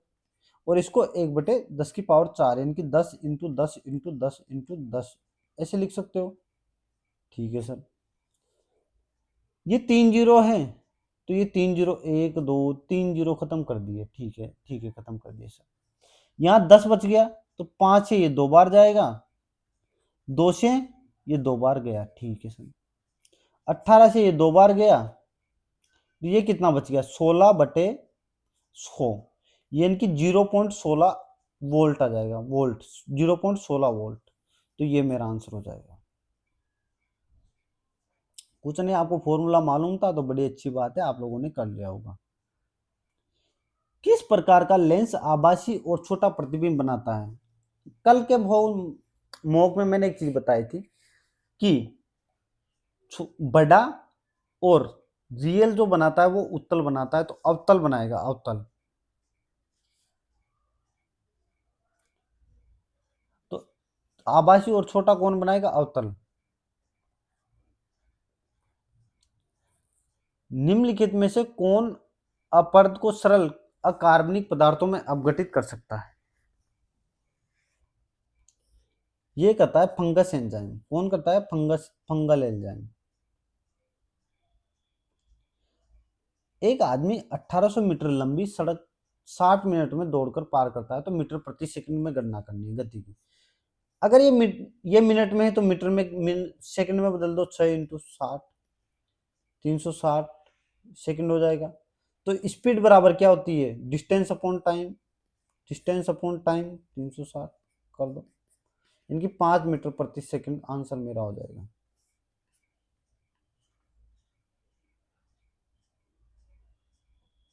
नेक्स्ट सवाल। ए से एच तक 8 मित्र एक पंक्ति में उत्तर की ओर मुख करके बैठे हैं। ठीक है, मैंने मान लिया उत्तर की ओर मुख करके बैठे हैं। ए एफ के ठीक बाएं बैठा हुआ है, मैंने मान लिया ए है ना, एफ के ठीक बाएं बैठा हुआ है। सी और एफ के बीच जी बैठा हुआ है, इधर बिठाना पड़ेगा तभी जी बैठ पाएगा। सी बैठ गया। ई और एच के बीच केवल बी बैठा हुआ है, ई और एच के बीच। ई और एच कहाँ बैठा है हमें नहीं पता अभी। डी एच के ठीक दाएं बैठा है, अभी नहीं पता। एच जी के बाएं चौथा है, एच जी के बाएं चौथा, एच यहाँ बैठा हुआ है। अब ई और एच के बीच बी बैठा हुआ है, तो ई यहाँ आ जाएगा और यहाँ बी आ जाएगा। और डी एच के ठीक दाएं बैठा हुआ, तो डी यहाँ आ जाएगा। बताओ, अब इसने क्या पूछा, बी के दाएं तीसरा, बी के दाएं तीसरा ए हो जाएगा।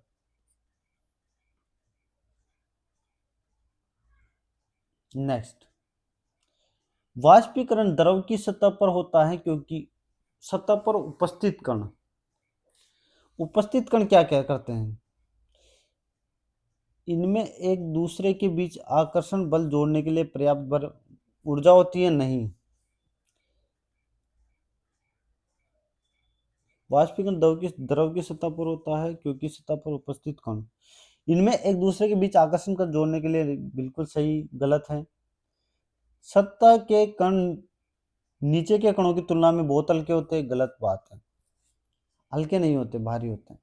वायु के कण अधिक बल से खींचते हैं, यह भी गलत बात है। तो फिर मेरा आंसर क्या होना चाहिए, इनमें से कोई नहीं होना चाहिए। नेक्स्ट।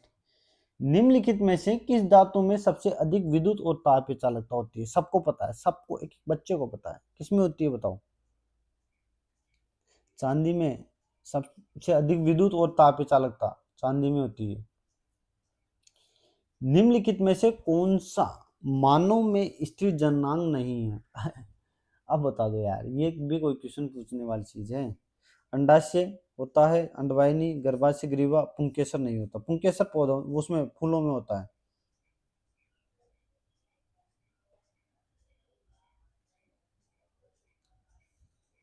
22 सेंटीमीटर लंबी, 10 सेंटीमीटर चौड़ी कागज की एक आयताकार शीट को एक लंबवर्तीय बेलन का पार्श्वपृष्ठीय क्षेत्रफल बनाने के लिए दो प्रकार से वक्रित किया जाता है। इनकी वक्र, इनकी क्या बनाया जाता है? वर्त बनाया जाता है। वर्त वर्त वर्त बोल सकते हैं जिसे, वर्त। वर्त क्या बोलता है?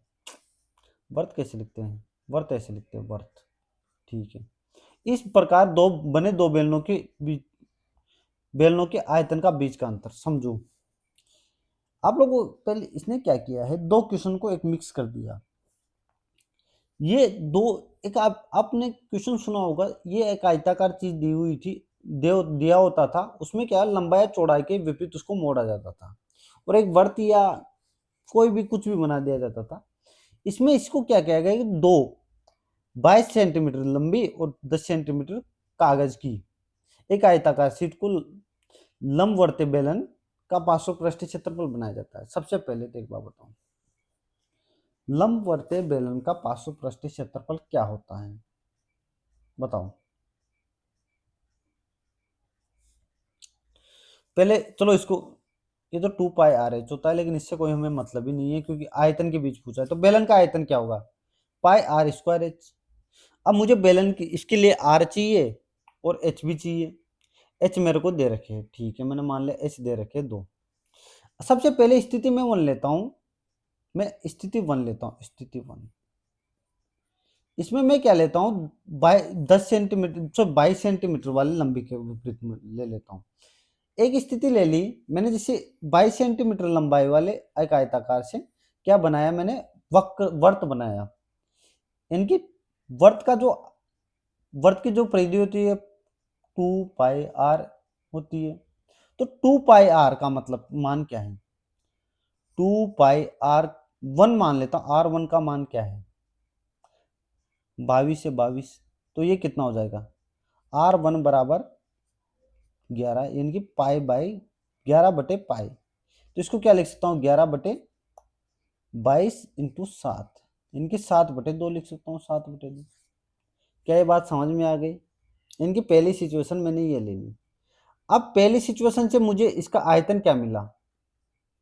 किसका आयतन सर? बेलन का आयतन। आर मुझे मिल गया R1, तो बेलन का आयतन क्या आ जाएगा? बेलन का आयतन क्या होता है? पाई आर स्क्वायर एच। पाई को मैं 22/7 ले लूंगा, आर मुझे मिल गया, आर 7/2, 7/2, एच मुझे 22 मिला हुआ है। ठीक है, सॉरी सॉरी, अगर इसका ये हो गया तो ये 10, अब 10 क्या हो गया, 10 मेरी ऊंचाई हो जाएगी, क्योंकि मैंने इसके विपरीत घुमा दिया इसको इस तरीके से। तो 7 से 7 गया, 2 से ये 5 बार गया, और 2 से ये 11 बार गया। तो ये कितना हो जाएगा, 11 × 35। अभी मैं ऐसे क्यों लिख रहा हूं, अभी बताऊंगा फिर, क्योंकि कहीं ना कहीं इसमें भी क्या बनेगा, 11 का मल्टीप्लाई बनेगा, ये मुझे अभी आगे काम आएगा। अब एक स्थिति ये आ गई, एक और स्थिति, स्थिति 2 लेता हूं, जिसमें मैं क्या करता हूं, इसके विपरीत घुमा देता हूं 10 वाले के। तो 2 पाई आर 2 बराबर 10 हो जाएगा। तो क्या हो जाएगा, आर से 5 बार गया, तो R2 बराबर 5 × पाई हो जाएगा, 5 × पाई। पाई को यानी कि 22/7 हो जाएगा, यानी कि 35/22 हो जाएगा। अब इससे बेलन का जो आयतन क्या हो जाएगा, पाई यानी कि 22/7 × 35/22 और एच अपना, इस बार पिछली बार क्या था, स्थिति 1 में ये एच था, तो इस बार एच ये हो जाएगा, 22 था। तो 22 से 22 गया, 22 से 22 गया, 7 से 5 बार गया। तो ये कितना हो गया, 35 × 5। एक आयतन ये आ गया, एक आयतन ये आ गया, तो इन दोनों के बीच अंतर क्या हुआ, इनकी 35 × 11 के और माइनस 35 × 5, इनका अंतर निकालना है। 35 में कॉमन ले लूंगा तो 11 - 5 हो जाएगा, इसलिए मैंने यहाँ पे इसको सोल्व नहीं किया था। तो 35 × 6 हो जाएगा, और मेरा कितना आ जाएगा, 210। 210 ये रहा। बड़ा बेहतरीन सवाल था भाई, 4.5 मिनट लग गए। आपको उम्मीद करता हूँ समझ में आया होगा। नहीं समझ में आया तो ज़्यादा टेंशन लेने वाली ज़रूरत नहीं है, क्योंकि ऐसे क्वेश्चन बहुत कम लोग कर पाते हैं। आप लोग इसको दोबारा से देखिएगा और समझने का प्रयास करिएगा। देखो ये दे रखा है अपने को, एक श्रृंखला दी हुई है, इसमें ऐसे कितने संख्याएं हैं जो बाएं से दाएं गिनने पर, जिनसे ठीक पहले एक प्रतीक और ठीक बाद में एक प्रतीक है। यानी कि क्या होना चाहिए, बीच में एक नंबर होना चाहिए, दोनों तरफ प्रतीक होनी चाहिए। बीच में एक नंबर है नहीं, नंबर है दोनों तरफ प्रतीक नहीं है। ये नंबर है दोनों तरफ प्रतीक है, एक तो ये बन गया। एक 5 के भी देखो, 5 के भी दोनों तरफ प्रतीक है, तो एक ये बन गया, यानी कि 2 बन गए। उसके अलावा ये 3 इसके नंबर है, दोनों तरफ प्रतीक है, एक ये बन गया 3, एक ये बन गया देखो 4। तो 4 ऐसे प्रतीक होंगे, सॉरी 4 ऐसी संख्याएं होंगी जिनके दोनों तरफ प्रतीक होंगे। अब कुछ लोग गलती क्या कर जाते हैं, इसमें 3 लगा देते हैं। 3 क्यों लगा देते हैं? क्योंकि ये इसको देखते नहीं है। वो क्या करते हैं, यहाँ चेक किया और सीधा अगले पे चेक करने चले जाते हैं। लेकिन भाई 5 की भी तो सिचुएशन देखो, ये भी दोनों तरफ इसके भी तो वो है प्रतीक, साइन। निम्नलिखित विकल्पों में से उस समुच्चय की पहचान है जिसका pH 7 से अधिक है। pH 7 से अधिक होने का मतलब क्या है भाई? pH 7 से अधिक होने का मतलब क्या है? यानी कि वो सारी होना चाहिए, सारी होना चाहिए। एक मिनट यार, थोड़ा सा बैटरी कम हो गई है तो मैं 4 लगा लेता हूँ। एक का वेट करिएगा थोड़ा सा।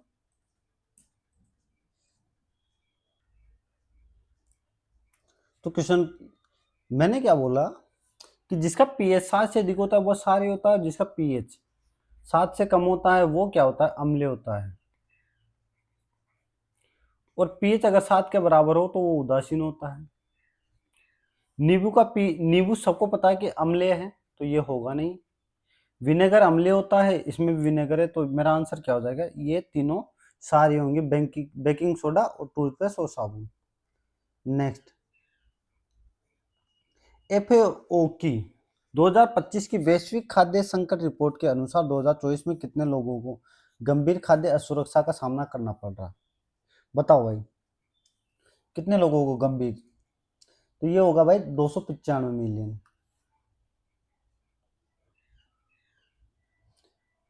एक दर्पण में किसी वस्तु का प्रतिबिंब उल्टा वो वस्तु से बड़ा बनता है तो दर्पण क्या करती है, सबको पता है।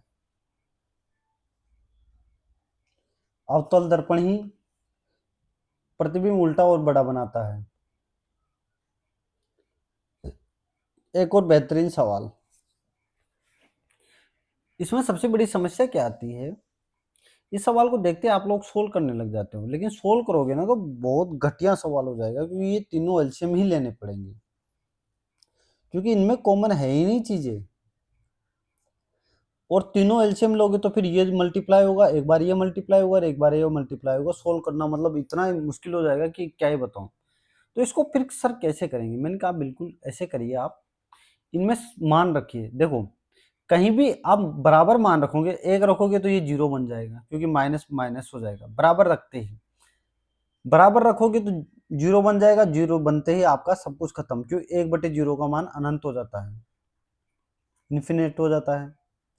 तो सर फिर कैसे करें? मैंने कि जब भी ऐसी सिचुएशन फंस जाओ तो हमेशा x बराबर 1, y बराबर 2 और z बराबर 3, 99% चांस है कि ये वैल्यू रख के देख लेना, आपको आंसर मिल जाएगा। अगर ऐसे तो x बराबर 1 रखूंगा तो कितना आ जाएगा, 1 माइनस 2, और ये कितना हो जाएगा x यानी कि 1 माइनस 3 प्लस 1 2 2 माइनस 3 और 2 माइनस 1 प्लस 1/3, 3 माइनस 1 और 3 माइनस 2, तो ये कितना बन जाएगा, 1/-1 into -2 plus 2 into -1 into 1 plus 1/3 into 2 into 1, तो ये कितना बन जाएगा, 1/2 प्लस हो जाएगा ये -1/2, तो ये तो कट जाएंगे और ये बन जाएगा 1/6। 1/6 कौन से ऑप्शन में बन रहा है? ये नहीं बन रहा, ये नहीं बन रहा। इसमें मान रखो 1/2, 1/1, 1/3, तो 1/6 बन जाएगा, यानी कि सी मेरा आंसर हो जाएगा। नेक्स्ट सवाल, यदि सेक और कोशेक ये दे रखा है अपने को, sec plus cosec upon sec minus cosec बराबर 4 दे रखा है, तो ये अपने को ज्ञात करना है। अब ये कैसे ज्ञात करते हैं बताओ। मैं क्या कहता हूँ कि आपने कंपाउंडो डिविडेंडो को मैंने पढ़ाया भी है और आप लोगों को याद भी होगा। एक बार इनको जोड़ दो और एक बार माइनस कर दो और इसको 4/1 भी लिख सकते हैं। तो क्या आ जाएगा, ऊपर जोड़ोगे तो सेक से सेक कट जाएगा, तो कोशेक से कोशेक कट जाएगा, तो 2 सेक थीटा का मान कितना आ जाएगा, 5 आ जाएगा। बराबर अगर माइनस करोगे तो सेक से सेक कट जाएगा, माइनस और minus minus minus 2 cosec theta आ जाएगा, कोशेक थीटा। एक्चुअली माइनस नहीं होगा, ये प्लस हो जाएगा यहाँ पे, क्योंकि माइनस माइनस तो ये प्लस हो जाएगा। तो और ये माइनस करोगे तो 4 माइनस 1 3 हो जाएगा, 2 से 2 चला जाएगा। तो सेक और कोशेक ये क्या उल्टा लिखोगे तो 1/sin, यानी कि ऊपर कोस चला जाएगा, सॉरी ऊपर साइन चला जाएगा और नीचे कोस हो जाएगा, यानी कि टेन थीटा बराबर 5/3 हो जाएगा। टेन थीटा बराबर 5/3। तो आप एक समकोण त्रिभुज बना दो तो 5 यहाँ आ जाएगा, 3 यहाँ आ जाएगा, तो ये कितना हो जाएगा, √34 पाइथागोरस थ्योरम से। अब मान रख दो 2 इंटू साइन क्या लिखता है, लंब बटा आधार, तो कितना होगा 5 स्क्वायर कर दो सीधा 34 प्लस 4। उसी तरीके से यहाँ 4 इंटू 9/34 प्लस 3। तो अब इसको 34 एलसीएम ले लो और नीचे भी 34 एलसीएम ले लो, तो ये कितना हो जाएगा 50 प्लस 34 136, और ये कितना हो जाएगा 36 प्लस 34 दिया 102, 102। तो ये 34 से 34 कट जाएगा, तो ये 186/138। तो इससे 6 से काट के देखो, 3 1 और 6 से 2 और 3, इनकी 31/23। नेक्स्ट सवाल, 6 वोल्ट के विभवांतर वाले दो बिंदुओं के बीच चार्ज सी के आवेश को स्थानांतरित करने में किया गया कार्य। लगा दो, वर्क बराबर क्या होता है बताओ, Q इंटू वी। तो वर्क यानी कि Q कितना है भाई, Q अपना 4C है और V अपना 6 है, तो 24 जूल हो जाएगा, 24 जूल।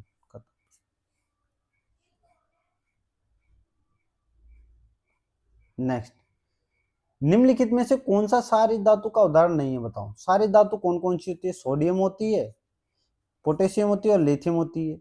ये क्या होती है, ये सारे मर्दा धातु होती है, मैग्नीशियम। तो ये मेरा आंसर ए हो जाएगा। नेक्स्ट सवाल, महात्मा गांधी द्वारा प्रकाशित पत्रिका का नाम क्या है। महात्मा गांधी की पत्रिकाएं कौन कौन सी थी, मैं बता देता हूं आप लोगों को। इंडियन ओपिनियन,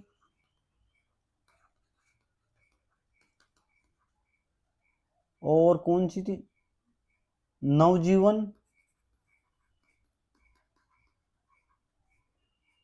ठीक है, हरिजन, और एक थी यंग, कौन सी थी, हाँ यंग इंडिया, यंग इंडिया। तो इसमें से ये यंग इंडिया, ये आपका आंसर हो जाएगा। स्वतंत्रता केसरी किसने लिखी थी, ये लिखी थी बाल गंगाधर तिलक ने।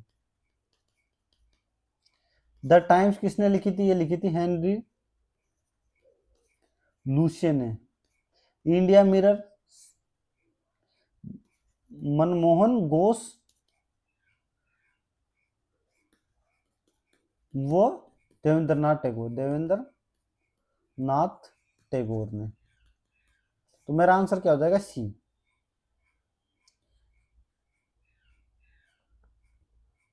निम्नलिखित में से कौन से जंतु कोशिका के 4 घटक है बताओ। जंतु कोशिका में क्या क्या पाया जाता है, कोशिका झिल्ली पाई जाती है, कोशिका द्रव्य पाया जाता है, केंद्रक पाया जाता है, रसदानी पाई जाती है, इनकी चारों पाए जाते हैं। तो अगर मुझे पहले ही मिल गया तो मैं पहले से लगा के निकल जाऊंगा, मैं बाकी को क्यों चेक करूंगा।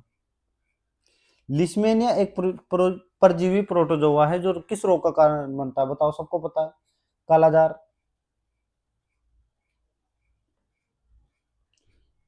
एक पानी का पंप 2 घंटे में भर सकता है, टंकी में रिसाव के कारण 4 घंटे का समय लगता है, इनके 4 घंटे का समय, ये भरने और माइनस करने वाला समय, ठीक है। 8 एफिशिएंसी आ गई, ये 4 और ये 2। ये जो 2 एफिशिएंसी हुई, पहले 4 थी और ये 2 एफिशिएंसी हुई, किसकी वजह से हुई, क्योंकि ये जो खाली करने वाला पाइप होगा ना, जो रिसाव होगा ना, वो 2 से खाली कर रहा है। तो ये बोल रहा है रिसाव इसको खाली करने में कितने समय लेगा, 8 माइनस, तो 4 घंटे लेगा, 4 घंटे।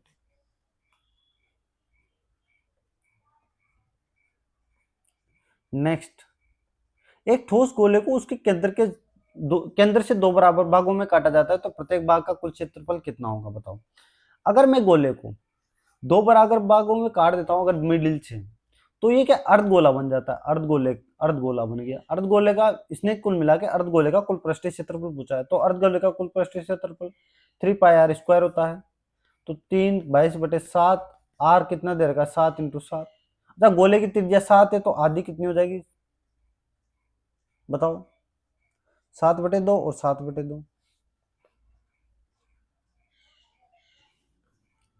कर दो भाई। 7 से 7 गया। हाँ, अरे ये मैंने सीधा अर्धगोला लिख लिया ना, तो अर्धगोला लिख लिया तो फिर इसकी क्या जरूरत है, 7/2 थोड़ी करेंगे।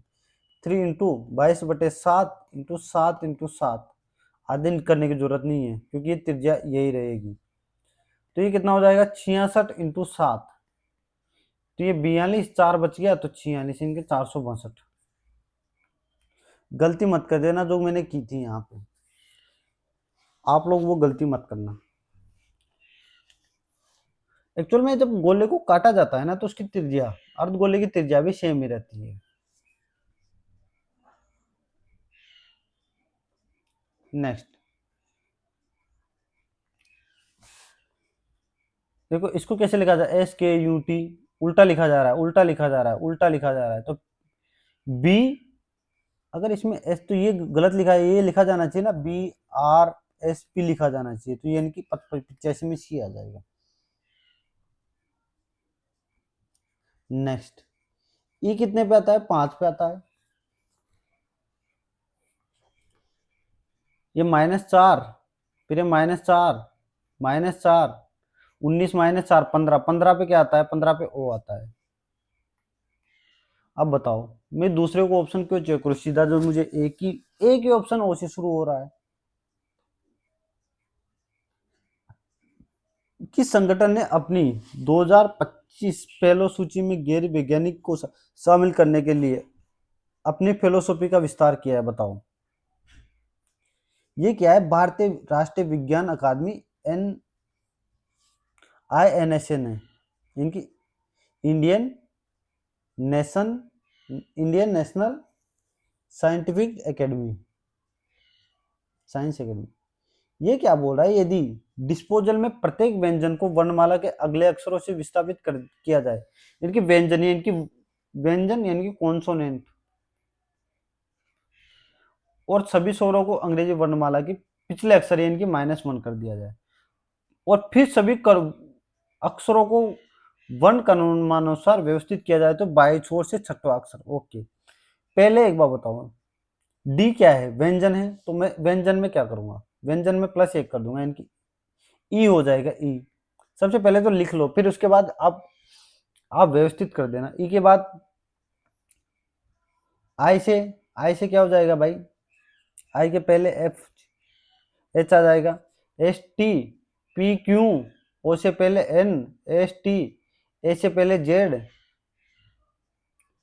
और फिर BCL, M, और ई से पहले D। अब इसको व्यवस्थित भी कर दो, सबसे पहले C, फिर D, फिर E, फिर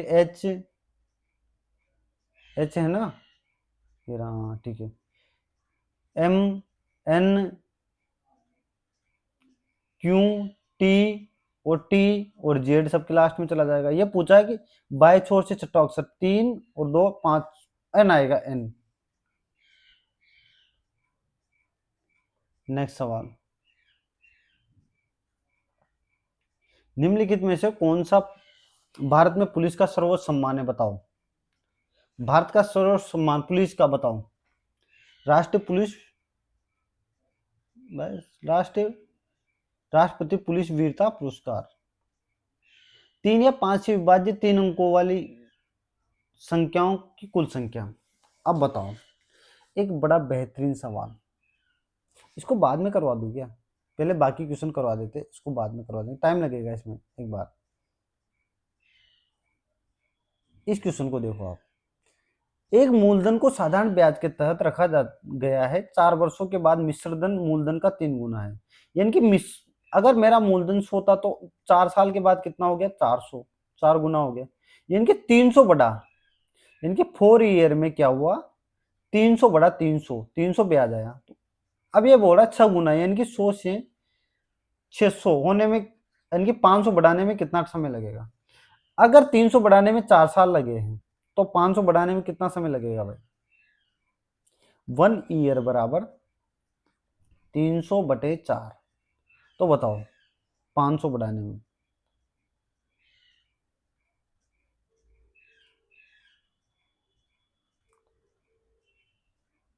मान लो मैं 300 इंटू एक्स कर दूं, बराबर 500 करना पड़ेगा मुझे। 500 भाई, 500 बढ़ाना है ना, 500 करना है तो एक बार बताओ एक्स बराबर कितना हो जाएगा? 500 upon 300 into 4, double zero double zero, तो 20/3 वर्ष लगेंगे। 20/3 वर्ष। बड़ा बेहतरीन सवाल। नेक्स्ट, ISSF जूनियर विश्व को 2025 में महिलाओं की 10 मीटर एयर राइफल में स्वर्ण पदक किसने जीता है? तो ये जीता है भाई किसने? ओजस्वी ठाकुर ने? नहीं, संवीर सरवण क्षीरसागर ने। निम्नलिखित में से कौन सा संयुक्त क्षेत्र उद्योग का उदाहरण है? संयुक्त क्षेत्र उद्योग, यानी कि मिक्स वाले की बात कर रहा है ये। जॉइंट सेक्टर इंडस्ट्री, बताओ। तो ये उदाहरण है भाई कौन सा?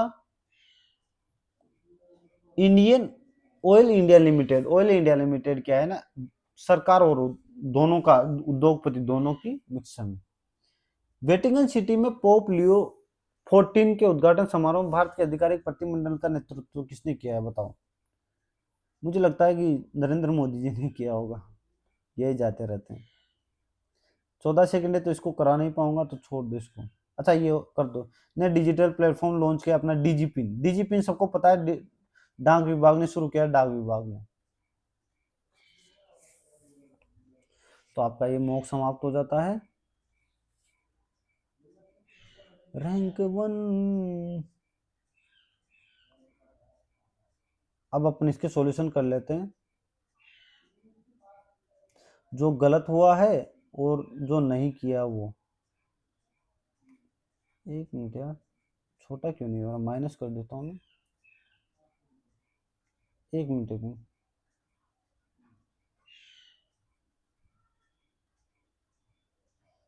इसको माइनस करना पड़ेगा, थोड़ा सा छोटा करना पड़ेगा। अब सॉल्यूशन करते हैं।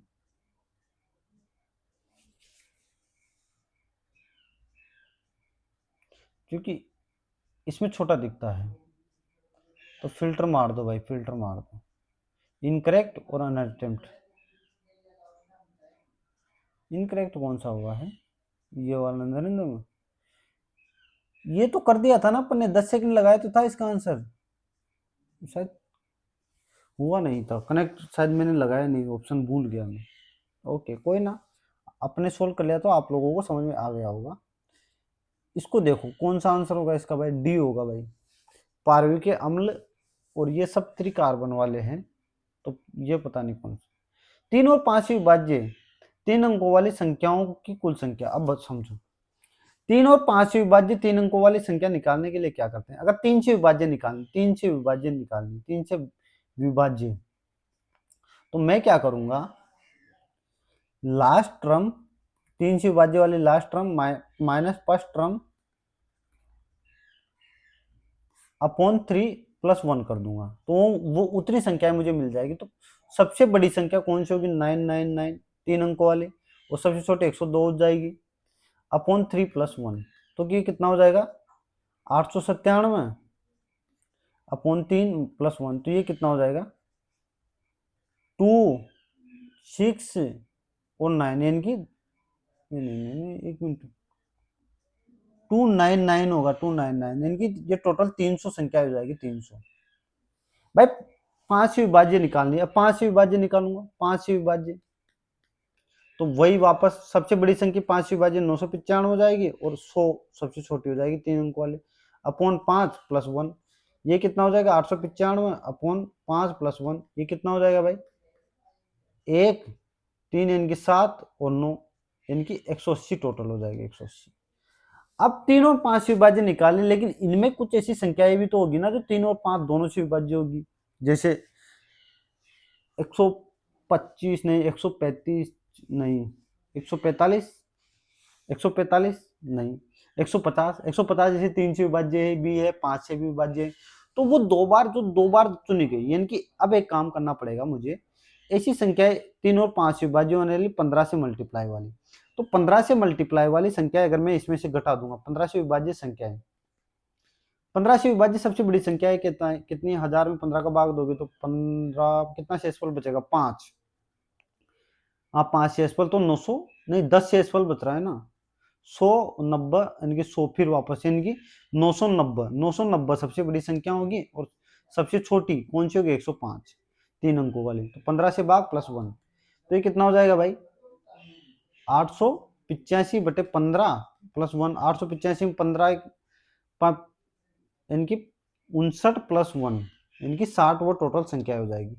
अब क्या करना पड़ेगा, 3 और 5 वाली को जोड़ दो और माइनस में से ये 60 घटा दो, यानी कि 15 वाली घटा दो, यानी कि 300 + 180 - 60, तो कितना हो जाएगा भाई, 480 में से 60 घटाओगे तो 420 मेरा आंसर आ जाएगा। बड़ा बेहतरीन सवाल है यार, याद रख लेना भाई, अगर आप लोगों को नहीं मालूम ऐसे क्वेश्चन, ये इसका आंसर क्या है भाई, अमित शाह नहीं, हरिवंश नारायण सिंह, हरिवंश नारायण सिंह। नेक्स्ट, कुछ लड़कियां बेटियां हैं, ये क्या बोल रहा है, कुछ लड़कियां हैं ना, वो क्या है, बेटियां हैं,